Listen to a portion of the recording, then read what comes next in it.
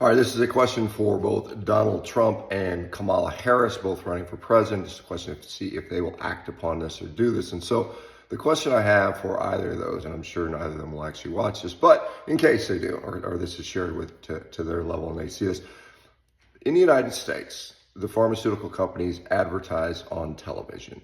Now, this is something that is illegal in every other country in the world except one other, and that other country is New Zealand. But the pharmaceutical companies spend close to $5 billion advertising direct to consumer on television.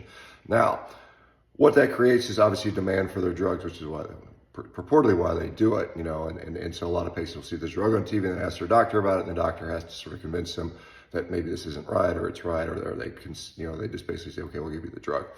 That's probably not the real issue. The real issue is because they spend so much money on advertising, they actually control the media in many ways. Most news programs are, getting much of their budget from this pharmaceutical advertising revenue, and therefore they cannot, they have a hard time being critical of these particular drugs. We saw that over the last several years, very, very, very clearly, as you guys know. And so what I would say is, will one of the whoever becomes president sign an executive order saying, look, as of whatever date, January 1st, 2026, no longer will we allow pharmaceutical advertising on television. It would be enormously helpful in, freeing, again, this is a freedom of speech issue. When you have someone that controls the media, controls the narrative, we don't get the information that is unbiased, right? Anyway, what do you guys think? What do you guys think about that? Did you guys know that this is one of the few countries in the world where this happens? If you guys live overseas, did you know that we do this in the United States? It's quite ridiculous. You watch you put on a news show, and I rarely watch TV. Sometimes I'm in a hotel, I'll flip on the TV for background noise. And I mean, it's ad after ad after ad. It's like every second or third ad seems to be some drug company ad.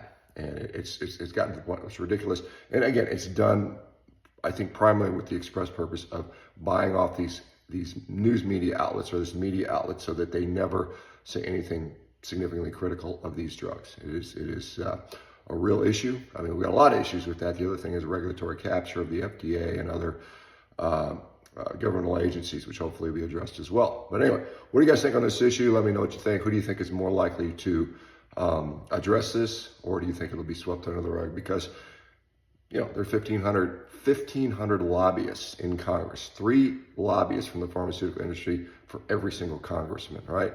That is enormous influence. Again, they spend more money on federal lobbying than any other industry. So there you go, guys. What do you think? We'll talk to you soon.